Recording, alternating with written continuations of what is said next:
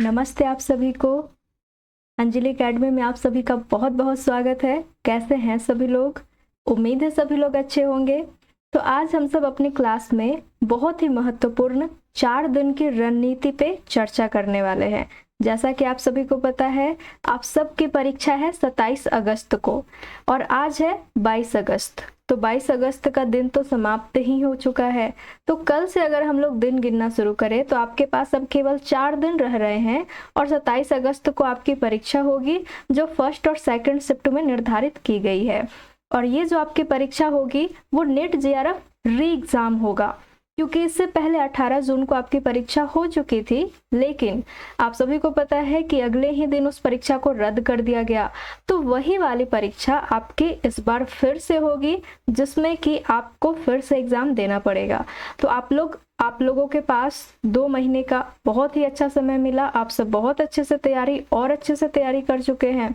तो 4 दिन में अब आप लोग ऐसा क्या करें कि आपका रिजल्ट कंफर्म हो जाए, और 4 दिन में कौन कौन सी गलतियां आप लोग ना करें, इस बात पर हम लोग आज चर्चा करेंगे, क्योंकि ये हमारे लिए बहुत ही महत्वपूर्ण है। आखिरी 4 दिनों में, आखिरी 2 दिनों में हमें नहीं समझ में आता कि हम क्या करें और क्या नहीं करें, क्या पढ़े क्या छोड़े, कौन सी क्लास देखे कौन सी क्लास नहीं देखे। हमें कुछ भी समझ में नहीं आता है, जिसके कारण हम बहुत सारी चीज़ों को नज़रअंदाज कर देते हैं, छोड़ देते हैं और हमसे गलतियां हो जाती है, और फिर बाद में उसका पछतावा हमें होता है। तो आप लोगों को बाद में पछतावा ना हो, इसीलिए इस क्लास को पूरे अच्छे तरीके से देखिएगा। और क्लास के अंत में मैं आपको बताऊंगी कि आप सब फ्री में मॉक टेस्ट कहाँ दे सकते हैं, वो भी एनटीए के ऑफिशियल वेबसाइट में किस प्रकार से दे सकते हैं, ये भी मैं आपको बताऊंगी।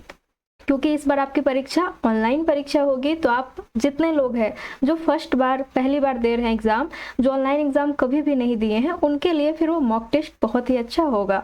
तो चलिए आते हम लोग सबसे पहले गलतियों पे, कि कौन कौन सी गलतियां हम लोग ना करें। तो यहाँ देख लीजिएगा गलतियां कौन कौन सी हम लोग ना करें। तो 4 दिन है हमारे पास, आप लोगों के पास 4 दिन है। 4 दिन आप लोगों के लिए बहुत काफ़ी है, अगर आप सब पूरे सिलेबस को अच्छे तरीके से पढ़ चुके हैं और अच्छे तरीके से रिवीजन कर चुके हैं। तो अब आप लोग 4 दिन में कोई भी नए टॉपिक को नहीं पढ़ेंगे। नए टॉपिक को पढ़ना ये आप लोग नहीं करेंगे। ये गलती मत कीजिएगा कि पता चला कि आप संस्कृति के 4 अध्याय पढ़ चुके हैं, अब जो भी आप लोग मूल रूप से पढ़े हुए हैं ऊपर ढंग से, आप इन 4 दिनों में और गहराई से उसे पढ़ रहे हैं। गहराई से पढ़ने के कारण पता चला कि जो आप टॉपिक पहले से पढ़े हुए हैं, उनके शीर्षकों को पढ़े हुए हैं, उप शीर्षकों को पढ़े हुए हैं, वो भी भूल जाएंगे। इसलिए ध्यान दीजिएगा कि नए टॉपिक, किसी भी रचना को अगर आप ऊपरी तरीके से पढ़ें तो उसे गहराई से मत पढ़िएगा, क्योंकि अब समय नहीं है गहराई से पढ़ने का। और अगर आप दिसंबर एग्जाम को टारगेट करके पढ़ रहे हैं तो फिर आप आराम से पढ़ सकते हैं। लेकिन अगर आपका लक्ष्य है कि इसी बार यानी 27 अगस्त को जो आपकी परीक्षा है उसी में आपको जेआरएफ करना है, तो फिर नए टॉपिक को आप लोग 4 दिन में छूइएगा भी मत, बिल्कुल नहीं पढ़ना है। आपको केवल और केवल रिवीजन करना है। जितना आप पढ़ चुके हैं उतना ही आपको रिवीजन करना है। आगे देखिएगा दूसरी गलती कौन सी नहीं करे, अत्यधिक इधर उधर की क्लासेस देखना। अब ये भी बहुत बड़ी गलती होती है, और हम लोग क्या करते हैं, ज्यादातर अक्सर आप देखिएगा कि लोग परेशान हो जाते हैं, समझ नहीं आता कहाँ से पढ़े, तो चलो यूट्यूब ओपन करते हैं, जिनकी क्लासेस दिख जाएगी उसे देख लेंगे। तो जहां तहां से अगर आप लोग क्लासेस देखने लगेंगे, क्योंकि अभी खास करके 4 दिन पहले कई लोग कई मैराथन चलाएंगे, 8 घंटे 10 घंटे 2 घंटे 1 घंटे महत्वपूर्ण प्रश्न करवाएंगे और बहुत सारी चीज़ों को करवाएंगे ही। तो वो सब आप लोग उनसे दूर ही रहिए, आपके लिए बहुत अच्छा होगा। क्योंकि अंतिम 4 दिनों में आप सब क्लासेस देखने से अच्छा अगर आप उतने समय में स्वयं अपने नोट्स से पढ़ लेते हैं, अगर पुस्तक से पढ़ लेते हैं, तो वो चीज़ें आपको ज़्यादा याद होंगी। आप अपने पढ़े हुए चीज़ों को पढ़े हुए तरीके से आप रिवीजन करेंगे तो वो चीज़ें आपके दिमाग में और अच्छे से बैठ जाएंगी। और आप इधर उधर के क्लासेस देखिएगा तो बहुत सारे इधर उधर के प्रश्न होते हैं जो काफ़ी कठिन होते हैं, अलग अलग रचनाएं आ जाती है जो बिल्कुल समझ में नहीं आता है, जिसके कारण हम और परेशान हो जाते हैं कि हमसे प्रश्न बन ही नहीं रहे हैं। तो इसीलिए अत्यधिक इधर उधर की क्लासेस नहीं देखना है। आप चाहे तो एक दिन में एक क्लास किसी की भी देख सकते हैं अगर आप शुरुआत से किसी भी सर या मैम को फॉलो कर रहे तो, लेकिन अत्यधिक इधर उधर मत भटकिएगा। एक किसी को आप फॉलो कर रहे हैं तो आप उन्हें देख सकते हैं, समझ सकते हैं, नहीं तो फिर आपके नोट्स ही काफ़ी है। इन 4 दिनों के लिए बता रही हूँ मैं, ठीक है। अब 4 दिन ही केवल बचे हैं ना, इसीलिए। अब आते हैं कौन सी गलती ना करें। बिना ऑफिशियल नोटिस के सूचनाओं पे विश्वास करना, ये गलती कभी मत कीजिएगा। क्योंकि कई लोग ऐसे ऐसे वीडियो बनाते हैं कि थंबनेल में लिख के लाएंगे कि री एग्जाम हुआ कैंसिल, अब क्या करें, अब आगे क्या करें। तो इस तरीके से जब कोई भी आपको वीडियो नजर आए, आप उस वीडियो को ओपन करके ना देख करके, क्योंकि वीडियो आपका 10 मिनट का होता है, 15 मिनट का होता है, आप उतना समय क्यों दे। आप तुरंत ही गूगल पे जाके ऑफिशियल नोटिस एनटीए के वेबसाइट पर जा करके देख लीजिए। वहां पर अगर कोई सूचना आई होगी तो आपको दिख जाएगी। और आप लोग मेरे टेलीग्राम चैनल में ज्वाइन है, वहां भी कई लोग भेज देते हैं जो भी ऑफिशियल नोटिस होता है, आप लोग वहां से भी सूचना प्राप्त कर सकते हैं। तो जो ऑफिशियल नोटिस हो केवल उसी को देखिए। मेरा कहने का अर्थ है कि इधर उधर 10 मिनट 15 मिनट भी देख करके अगर आप अपने मन पर थोड़ा सा अलग प्रभाव लेते आएंगे कि अरे एग्जाम तो कैंसिल ही होने का है, या फिर रिजल्ट फिर से हो सकता है कि आ जाए, अगर अभी भी इस तरीके से आपकी सोच है और आप इधर उधर बिना ऑफिशियल नोटिस के किसी के भी वीडियो को देख रहे हैं, तो ये काम करना बंद कर दीजिए, बिल्कुल बंद कर दीजिए। कहीं कुछ भी नहीं देखना है, इधर उधर के सूचना पे विश्वास ही मत कीजिए जब तक वो ऑफिशियल नोटिस के रूप में नहीं आता है तब तक। अब आइए आगे है नए रचना और प्रकाशन वर्ष। अब आप लोग ज्यादा से ज्यादा नए रचनाओं को और उनके प्रकाशन वर्ष को मत पढ़िएगा, क्योंकि ये सब नए रचना और जो प्रकाशन वर्ष है इसमें हम लोग उलझ जाते हैं, पता ही नहीं चल पाता है कि क्या पढ़े क्या छोड़े। सबसे बड़ी बात कि प्रकाशन वर्ष याद भी नहीं हो पाते हैं। जो प्रसिद्ध है वो हम शुरू से पढ़ते आ रहे हैं, वो हमें याद होते हैं, तो आप उन्हीं का फिर से रिवीजन कर लीजिए। लेकिन नए नए रचनाओं को ढूंढ ढूंढ कर, उनके प्रकाशन वर्ष को ढूंढ ढूंढ के पढ़ने की जरूरत नहीं है। इससे होगा ये कि ऐसे प्रश्न तो हो सकता है कि आप जो भी नई रचना पढ़े हो सकता है कि उसमें से प्रश्न आ जाए, लेकिन 90% चांस होते हैं कि उनसे प्रश्न नहीं आएंगे, क्योंकि नई रचनाओं से कहीं से भी उठा के क्वेश्चन दे दिया जा रहा है। तो आप लोग इतना ख्याल रखिएगा, ध्यान रखिएगा कि ज़्यादा नई रचना पे फोकस ना करके जो प्रसिद्ध रचना है, जो आप शुरू से पढ़ते आ रहे हैं, उन्हीं रचनाओं को देखें, उन्हीं प्रकाशन वर्ष को याद रखें। और इधर उधर की बातें सुन करके आपको घबराना भी नहीं है, केवल स्वयं पे विश्वास रखना है कि अब इस बार मेरा रिजल्ट हो जाएगा, मेरी तैयारी अच्छी है, और अपने ऊपर ज़्यादा से ज़्यादा विश्वास रखिए। तो कुल मिलाकर के यहाँ पर जो मुझे लगा कि इस प्रकार से लोग गलती करते हैं अंतिम जो भी 2 दिनों 4 दिनों में, वो आप लोगों को नहीं करना है। अब आप लोग सोचेंगे अब करना क्या है, तो यहाँ ध्यान देते हैं कि 4 दिन में अब क्या करें। 4 दिन में अब क्या करें, तो देखिए मुझे उम्मीद है कि आप लोग सिलेबस प्रैक्टिस कर चुके होंगे, सिलेबस के सारे टॉपिक को कवर कर चुके होंगे। तो अब केवल 4 दिन बचे हैं, तो 4 दिन में आप लोग पीवाईक्यू रिवीजन करेंगे। और पीवाईक्यू रिवीजन भी आप लोग कर चुके होंगे पहले से, कई दिन से आप लोग पीवाईक्यू रिवीजन कर ही रहे होंगे।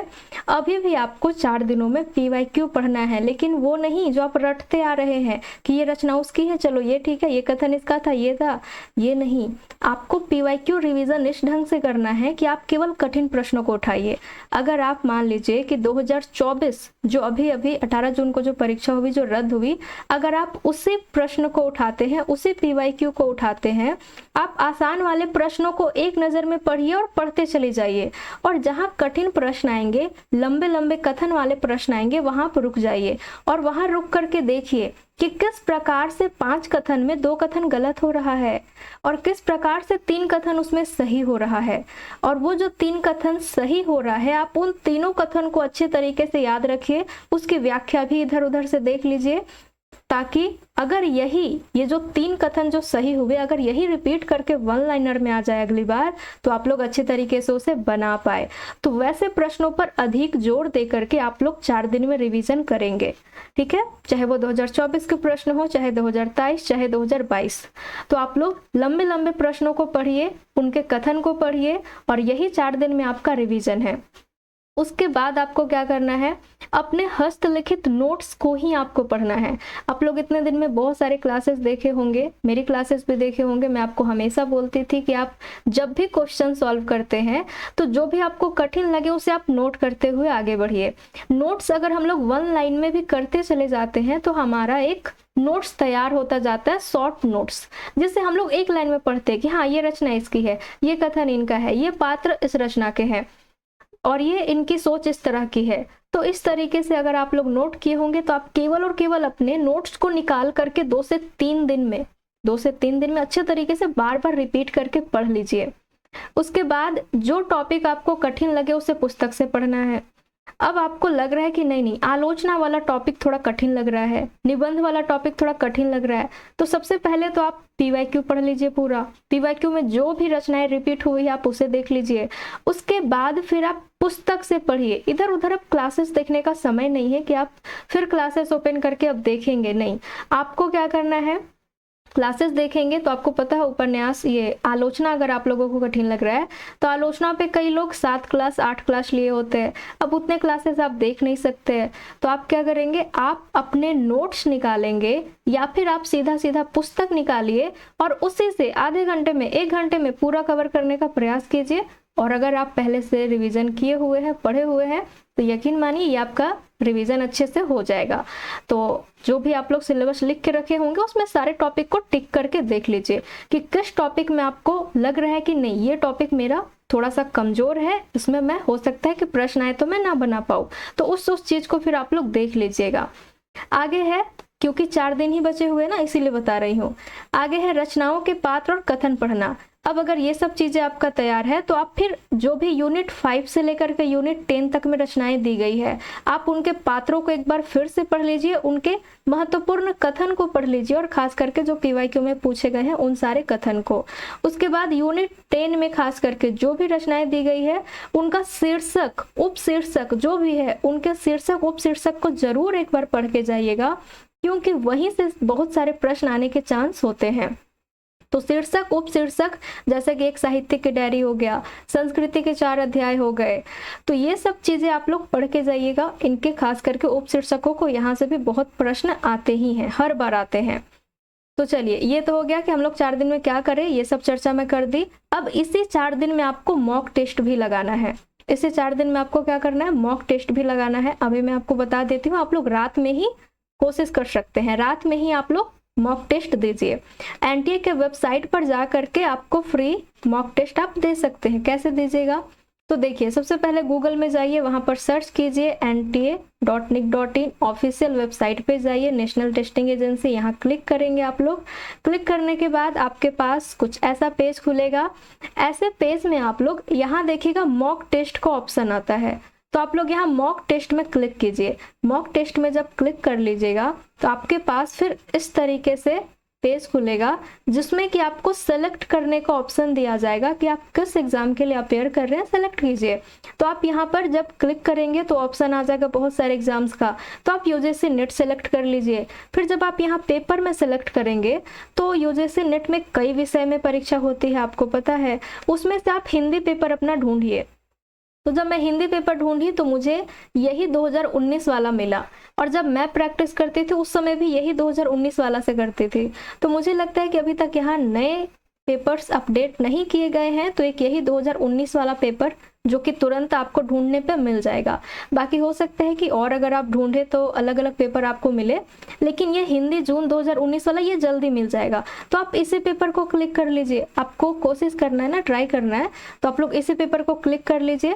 और फिर यहीं पर जब आप क्लिक कर लेंगे ना तो स्टार्ट मॉक टेस्ट का ऑप्शन आएगा, आप लोग यहाँ क्लिक कीजिएगा। क्लिक करने के बाद कुछ इस तरीके से आपका पेज खुलेगा। तो यहाँ यूजर नेम और पासवर्ड आपका पहले से होगा, आपको यहाँ कुछ भी नहीं भरना है, आप सीधे यहाँ लॉगिन कीजिए। आप सीधे यहाँ पर लॉगिन करेंगे, लॉगिन हो जाएगा। लॉगिन होने के बाद आपके पास इस तरीके से पेज ओपन होगा जिसमें कि सारे जो भी अनुदेश होते हैं वो दिए जाते हैं, निर्देश दिए जाते हैं। अब यही चीज सेम जब आप ऑनलाइन एग्जाम दीजिएगा कंप्यूटर के सामने बैठ करके अपने एग्जाम में, तो जैसे आप अपना यूजर नेम और पासवर्ड डालिएगा तो वो डालने के बाद ऐसे ही निर्देश वाला पेज खुलेगा। तो आप सब यहाँ से भी सारे निर्देश को पढ़ सकते हैं, क्योंकि यही हुबहू निर्देश आपको फाइनल एग्जाम में आपको देखने को मिलेंगे। तो देखिए, बोला गया कि जब तक जिस प्रश्न पर आप नहीं गए हैं तो वो प्रश्न आपको यहाँ पर सफेद रंग का दिखाई देगा, क्योंकि जो भी प्रश्न है, मान लीजिए कि ये आपका लैपटॉप स्क्रीन है, कंप्यूटर स्क्रीन है, तो यहाँ पर तो आपको प्रश्न दिखेंगे, इतने आधे दूर में आपको प्रश्न दिखेंगे, और यहाँ पर आपको नंबर वाइज जो भी प्रश्नों की संख्या है वो आपको नजर आएगी। जैसे कि आप पेपर 1 खोलेंगे तो आपको 50 प्रश्न दिखेंगे, पेपर 2 ओपन करेंगे तो आपको यहाँ पर 100 नंबरिंग दिखाई देगा। अब यहाँ पर पहला नंबर, दूसरा नंबर, तीसरा नंबर, ऐसे कर करके इतने दूर स्क्रीन में आपका प्रश्न खुलता हुआ चला जाएगा। और अगर आपको मान लीजिए 20 में सीधे अगर 50वें नंबर प्रश्न पे जाना है तो यहाँ जो 50 नंबर लिखा है, आप सीधे यहाँ क्लिक कीजिएगा तो सीधे 50 नंबर प्रश्न पे आप पहुंच जाइएगा। तो देखिए, सारा ही हमें यहाँ पर नंबर दिख रहा है। तो जब हम सारे प्रश्नों को अटेम्प्ट नहीं किए होते हैं, नहीं पढ़े होते हैं, तब तक ये सारे ही नंबर्स हमें व्हाइट कलर के दिख रहे होते हैं, सफेद रंग के दिख रहे होते हैं, क्योंकि हम उन प्रश्नों पे गए नहीं होते हैं। और जैसे मान लीजिए पहले नंबर प्रश्न पे चले गए और पहले नंबर का उत्तर नहीं दिए, और उत्तर ना दे करके इधर नेक्स्ट का ऑप्शन होता है तो आप नेक्स्ट पे क्लिक कर दिए, तो आपका तो दूसरा नंबर प्रश्न ओपन हो जाएगा, लेकिन पहला तो बच गया, पहला का तो आप उत्तर टिक लगाए ही नहीं है। तो यहाँ पर आपका जो पहला है ना वो रेड कलर का हो जाएगा, यहाँ पर जो पहला है वो आपका रेड कलर का हो जाएगा। इसी तरीके से अगर आप 5वें का उत्तर नहीं देंगे, 10वें का उत्तर नहीं देंगे, तो बीच बीच में आपका रेड रेड होता चला जाएगा, जो आपको दिखता रहेगा। ऑनलाइन एग्जाम में यही फायदा होता है कि आपको बार बार पेज नहीं पलटना पड़ेगा, आपको हर चीज अपने कंप्यूटर स्क्रीन पे दिखता रहेगा। अगर आपको मान लीजिए कि पहला नंबर का क्वेश्चन का जो उत्तर था वो याद आ गया, तो तुरंत आइए यहाँ क्लिक कीजिए पहले नंबर पे, तो आप जो पहला नंबर वाला प्रश्न छोड़े थे वो फिर से ओपन हो जाएगा, आप फिर से उसमें सही टिक लगा करके आगे बढ़ सकते हैं। और जब आप उत्तर दे देंगे तो वो वाला ऑप्शन आपका ग्रीन कलर का हो जाएगा, और जो जो ऑप्शन आपको हरा कलर का दिखे तो आप समझ लीजिए, आप निश्चिंत हो जाइए कि हाँ वो उत्तर हम लोग दे चुके हैं, वो कंफर्म है उत्तर हम लोग दे चुके हैं। और इतना ध्यान दीजिएगा कि अंतिम में जब सबमिट करने की बारी आए ना, तो आपका ये जो इधर नंबरिंग वाला इंटरफेस दिखेगा ये पूरा का पूरा ग्रीन होना चाहिए, पूरा का पूरा ग्रीन होना चाहिए, ताकि आप सारे प्रश्नों का अटेम्प्ट किए हुए होने चाहिए, तभी आपके नंबर काउंट होंगे। अब देखिएगा ब्लू कलर कब होगा, अगर आप रीड एंड मार्क कर देंगे, यानी पुनर्विचार करने के लिए छोड़ देंगे कि ठीक है इसे मैं पढ़ तो लिया हूं लेकिन उत्तर अभी नहीं दूंगा, बाद में दूंगा, तो बाद में दूंगा अगर ये छोड़ेंगे तो फिर ये ब्लू कलर का हो जाएगा। वहां पर ऑप्शन होता है रीड एंड मार्क करने का, अगर आप वो क्लिक करेंगे तब ऐसा ब्लू होगा, और अगर बिना उसको क्लिक किए आगे बढ़ जाएंगे तो फिर वो रेड कलर का हो जाएगा। ठीक है, अब अगर देखिएगा कि आप उत्तर टिक कर दिए हैं, आप उत्तर टिक कर देंगे, लेकिन फिर भी आपको डाउट है कि नहीं मैं उत्तर तो टिक कर दिया हूं लेकिन मुझे डाउट है, तो अब मैं क्या करूं, तो आप लोग फिर से वहां पर क्लिक कर दीजिएगा कि मैं इसे बाद में आकर चेक करूंगा। तो फिर कुछ ऐसा दिखेगा, ब्लू भी दिखेगा और साथ में ग्रीन भी दिखेगा छोटा सा, जो आपको पता है कि मैं इसका उत्तर तो दी हूं लेकिन फिर जाकर के इसे देखना है एक बार। ठीक है, फिर जाकर के इसे देखना है, और अगर अंतिम तक आप नहीं भी देख पाए तो ये इस प्रश्न का मूल्यांकन आपका होगा, लेकिन जो आप इसको डाउट में रखेंगे ना, केवल ब्लू कलर का रहेगा, तो ये प्रश्न आपका नहीं जांचा जाएगा, क्योंकि आप इसमें उत्तर दिए ही नहीं थे, आप तो केवल डाउट में रखे थे इसीलिए। बाकी जितने ग्रीन वाले हो जाएंगे कलर वाले प्रश्न, वो सब तो फिर आपके काउंट होंगे, ये सब प्रश्न आपके जांचे जाएंगे। तो इस तरीके से आप कलर सिस्टम भी समझ गए। अगर आप पहली बार एग्जाम देने जा रहे हैं तो एक बार इन सारे निर्देश को ओपन करके जरूर पढ़ लीजिएगा। ठीक है, और इसी तरीके से जब आप नीचे आइएगा स्क्रॉल करते हुए, तो यहीं पर देखिएगा कि एक सिंबल आएगा टिक करने का, आप इसे टिक कर दीजिए कि हाँ मैं निर्देश को पढ़ चुकी हूँ। अब यहीं पर प्रोसीड का ऑप्शन आएगा, आप इस पर क्लिक करेंगे, आपका टेस्ट ओपन हो जाएगा, और टेस्ट ओपन हो जाएगा और आप सारे प्रश्नों को फिर अटेम्प्ट कर सकते हैं। तो इस तरीके से हम लोग मॉक टेस्ट दे सकते हैं फ्री में एनटीए के वेबसाइट पर जा करके। उम्मीद है आपको सारी जानकारी समझ में आ गई होगी। और अब उन बच्चों के लिए, उन विद्यार्थियों के लिए कुछ सूचना है कि अगर आप लोग पहले से पूरे सिलेबस को कंप्लीट नहीं कर पाए हैं, लेकिन अभी लास्ट में सोच रहे हैं कि जल्दी जल्दी पढ़ के हम लोग समाप्त कर ले, तो आप लोगों के लिए है कि आप लोग इन 4 दिनों में इस क्लास को देख सकते हैं। ये जो यहाँ पर मैं अब प्लेलिस्ट बना दी हूँ क्लासेस का, आप लोग यहाँ पर देख सकते हैं। यहाँ देखिएगा लक्ष्य जेआरएफ बैच इस नाम से एक प्लेलिस्ट है, आप लोग इस प्लेलिस्ट पर जाकर सारे क्लासेस को देख सकते हैं। पूरा क्लास प्रश्नोत्तरी का है, व्याख्या वाला भी है, आप लोग यहाँ से देख के बहुत अच्छे से तैयारी कर सकते हैं। अब है री एग्जाम रिविजन क्लासेस, यहाँ पर भी मैं रिवीजन क्लासेस करवाई हूँ, तो आप लोग इस प्लेलिस्ट में भी जाके देख सकते हैं। और यूनिट 5 अगर नहीं देखे हैं तो आप लोग इस वाले भी सेक्शन में जा करके, प्लेलिस्ट में जा करके सारे कविताओं को देख सकते हैं, क्योंकि यूनिट 5 से हर बार बहुत सारे प्रश्न पूछे ही जाते हैं। अब रही बात पीवाईक्यू की, अगर आप पीवाईक्यू नहीं किए हुए हैं तो जल्दी से स्पीड बढ़ा करके भी देख सकते हैं, और पीवाईक्यू सीरीज वाला जो यहाँ पर प्लेलिस्ट है, आप लोग यहाँ से सारे प्रश्न को देख सकते हैं। तो ये उनके लिए है जो रिवीजन पूरे सिलेबस का नहीं कर पाए हैं, अंतिम समय में क्लास करके रिवीजन करना चाहते हैं, उनके लिए है। बाकी जो लोग शुरू से पढ़ते आ रहे हैं, जिनकी तैयारी बहुत अच्छी है, तो आप लोग यकीन मानिए कि आप लोग इधर उधर क्लासेस में मत भटकिए, केवल और केवल स्वाध्याय पर ध्यान दीजिए। केवल और केवल आप लोग अपने नोट्स से पढ़िए, पुस्तक से पढ़िए, और फिर आप लोग मॉक टेस्ट लगाइए, पीवाईक्यू के लंबे लंबे कथन पर ध्यान दीजिए, लेकिन आप लोग फिर इधर उधर मत भटकिए। आप लोगों के लिए फिर यही सोचना है कि आप लोग इधर उधर मत भटकिए। इस तरीके से आप लोग अपने समय को बहुत ही अच्छे तरीके से बचा सकते हैं। और बोला भी गया है कि जिंदगी में जिसने समय को मान लिया उसने अपने आप को जान लिया, जिसने समय को मान लिया उसने अपने आप को जान लिया। तो बस इतना याद रखिए कि लक्ष्य जेआरएफ है, और नेट जेआरएफ हम लोग को पास करके ही रहना है। उसके लिए कड़ी मेहनत करनी है। अब केवल 4 दिन बचे हुए हैं, 4 दिन में अच्छे से मेहनत कीजिए, उसके बाद तो फिर आराम करना ही है। बस 4 दिन थोड़ी सी कठिनाई का सामना कर लीजिए, और फिर आप लोग केवल और केवल पढ़ाई पर ध्यान दीजिए। ठीक है, केवल और केवल पढ़ाई पर ध्यान दीजिए और एग्जाम क्वालिफाई कर लीजिए। चलिए, अभी से मेरे तरफ से बहुत बहुत शुभकामनाएं सभी को, और क्लास अच्छी लगे तो इसे लाइक कर दीजिएगा, ज़्यादा से ज़्यादा शेयर कीजिएगा। अगर आप मेरे चैनल पर नए हैं तो मेरे चैनल को सब्सक्राइब कर लीजिएगा।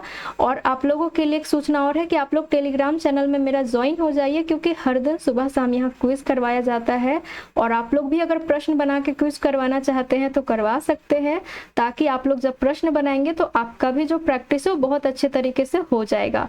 तो आप लोग यहाँ से भी टेस्ट दे करके कम समय में ज़्यादा प्रश्नों को पढ़ सकते हैं, नोट कर सकते हैं। तो इस तरीके से टेलीग्राम चैनल में आप लोग दे सकते हैं। मैं इसका लिंक, टेलीग्राम चैनल का लिंक इस वीडियो के नीचे दे दूंगी, और जितने भी प्लेलिस्ट बताई उसका भी लिंक इस वीडियो के नीचे दे दूंगी। आप लोग वहां से जा करके सारे क्लासेस को और टेलीग्राम चैनल में ज्वाइन होने का लिंक देख सकते हैं। बहुत बहुत धन्यवाद सभी को, बहुत बहुत धन्यवाद सभी को।